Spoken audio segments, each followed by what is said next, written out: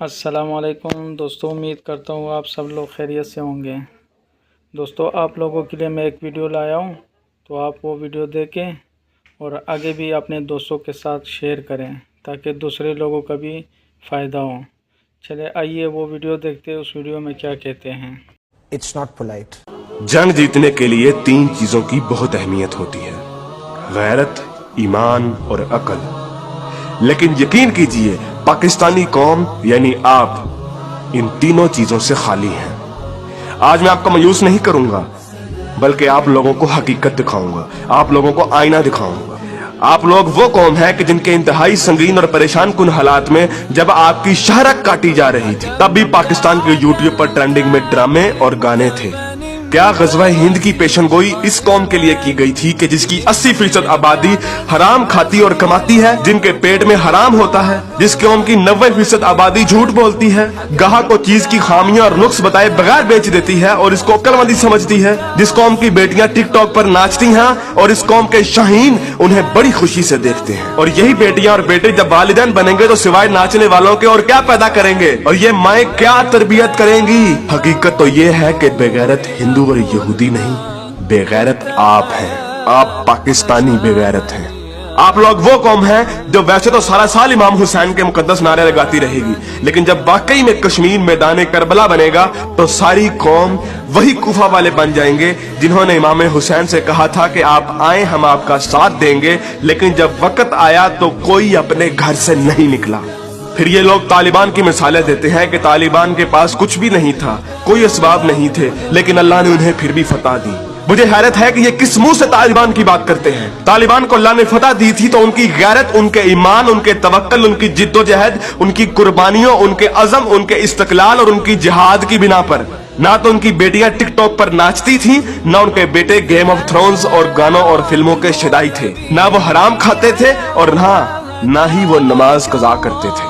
کشمیری تو بے وقوف ہے کہ انہوں نے اس قوم سے ساری امیدیں لگائی ہوئی ہیں، جس قوم کے نوجوان مجاہد بھی ہیں اور مفتی بھی ہیں، لیکن صرف فیس بک، ٹویٹر اور انسٹاگرام کے۔ بلکہ لوگ نوجوانوں کو اور اس یوتھ کو بہت سراہتے ہیں، کہتے ہیں کہ یہ پاکستان کا ایسٹ ہے، لیکن میں یہ کہتا ہوں کہ یہ نوجوان لعنت ہیں۔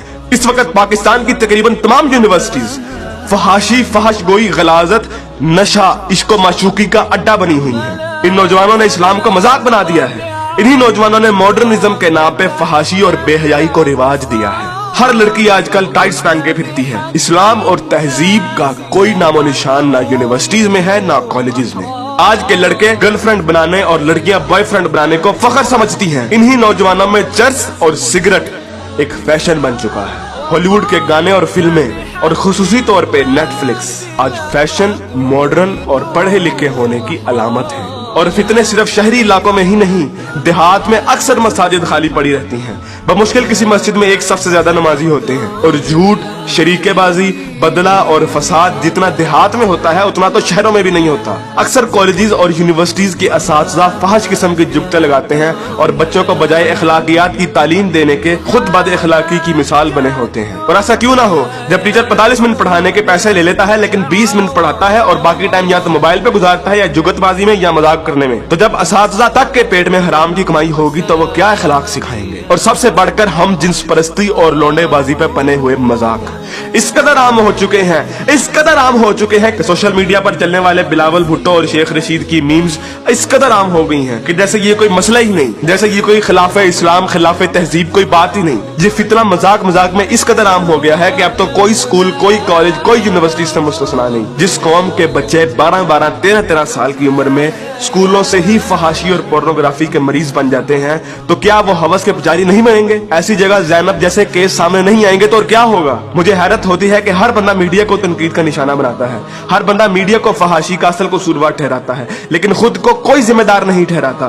جو اس میڈیا کو بڑے شوق اور باقاعدگی سے دیکھتا ہے اور اس میڈیا کو اربوں روپے کا بزنس بھی دیتا ہے، بلکہ ٹی وی اور گانے تو اس قوم کے لیے آج آکسیجن بن گئے ہیں۔ آپ ابھی کسی نائی کی دکان پر چلے جائیں، کسی درزی کی دکان پر چلے جائیں، حتیٰ کہ کسی چگچی رکشے کو دیکھ لیں، سب جگہ گانے اور مجرے چل رہے ہوں گے۔ تقریباً ہر بندے کے واٹس ایپ کے اسٹیٹس پہ یا تو کوئی ٹک ٹاک کی ویڈیو یا پھر گانے لگے ہوں گے، اور سب سے بڑھ کر بے شرمی اور حرام اس قوم میں اس قدر سرائیت کر گیا ہے کہ اب تو نعتوں کو بھی میوزک کے بغیر نہیں سنتے، نعتوں تک کے اندر میوزک لگا دیا گیا ہے۔ ہماری قوم کا تو مزدور اور غریب بندہ بھی اتنا ہی خبیث ہے کہ جتنا امیر۔ ہر بندہ حرام کھاتا اور کماتا ہے، فرق صرف یہ ہے کہ کوئی زیادہ کھاتا ہے اور کوئی کم۔ مجھے بتائیے کہ کتنے مزدور اور کتنے غریب لوگ آپ مسجد میں دیکھتے ہیں؟ کسی بازار میں چلے جائیں، مردوں سے کئی گنا زیادہ عورتیں نظر آئیں گی۔ عورت اب بازار کی زینت بن چکی ہے۔ اس اسلامی معاشرے میں آج تک کسی کو قرآن ترجمے سے پڑھنے کی توفیق نہیں ہوئی، اور اگر کوئی پڑھتا ہے تو صرف اپنے مطلب کے دلائل ڈھونڈنے کے لیے۔ بریلوی قرآن کھولتے ہیں تو عید میلاد النبی کو صحیح ثابت کرنے کے لیے، شیعہ قرآن کھولتے ہیں تو جلوس اور ماتم کو صحیح ثابت کرنے کے لیے، تبلیغی جماعت والے قرآن کھولتے ہیں تو صرف تبلیغ کے دلائل ڈھونڈنے کے لیے، عورتیں قرآن کھولتی ہیں تو مردوں کو نگاہ نیچی کرنے والی آیات دکھانے کے لیے، اور مرد قرآن کھولتے ہیں تو عورتوں کو پردہ کرنے والی آیت دکھانے کے لیے۔ اور بہت سی عوام تو ایسی ہے کہ جو صرف اور صرف وظیفے کرنے کے لیے قرآن کھولتی ہے، یعنی ان لوگوں نے قرآن کو اللہ کی کتاب نہیں بلکہ ٹیلی فون ڈائریکٹری بنا دیا ہے۔ اپنے مطلب کا نمبر نکالا اور ڈائریکٹری بند۔ علماء بھی ان لوگوں کو کچھ نہیں کہتے ہیں۔ ہر جمعے پہ علماء صرف فضائل کی باتیں کرتے ہیں، کبھی لوگوں کو یہ نہیں کہتے کہ بے غیرتی سے کیسے بچا جا سکتا ہے، بدگمانی سے کیسے بچا جا سکتا ہے، جھوٹ سے اور فراڈ سے کیسے بچا جا سکتا ہے۔ علماء بھی لوگوں کو نہیں کہتے کہ قرآن ترجمے کے ساتھ پڑھو اور سنو کہ تمہارا رب تمہیں کیا کہتا ہے۔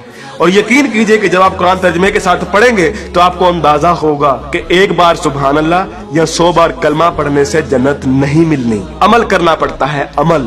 لیکن ہمارے میٹھے میٹھے علماء اور مبلغ صرف اور صرف محبتیں بانٹنے پر جنتوں کا ویزا دے دیتے ہیں۔ جس ملک میں دنیا میں سب سے زیادہ عید میلاد النبی منائی جاتی ہو، محرم کے جلوس نکلتے ہوں، تبلیغی جماعت والے تبلیغ کرتے ہوں، وہی ملک دنیا میں کرپشن اور جھوٹ اور حرام کمانے میں سب سے آگے ہے۔ تم لوگ قربانی کے لیے جانور بھی لیتے ہو تو صرف لوگوں کو دکھانے کے لیے، اپنا سٹیٹس قائم کرنے کے لیے۔ یقین کیجئے اصل غدار آپ ہیں۔ قائد اعظم علامہ اقبال اور 50 لاکھ شہداء کے لہو سے غداری کی ہے آپ نے، پاکستان سے غداری کی ہے آپ نے، اور سب سے بڑھ کر اللہ اور اس کے رسول سے غداری کی ہے آپ نے۔ غزوہ احد میں جب صحابہ نے حضور اکرم صلی اللہ علیہ وسلم کی ایک چھوٹی سی نافرمانی کی تھی تو اس چھوٹی سی نافرمانی کی بنا پر اللہ نے مسلمانوں کو بہت بڑی شکست دی، حالانکہ وہ صحابہ تھے اور اللہ کے رسول بھی ان میں موجود تھے۔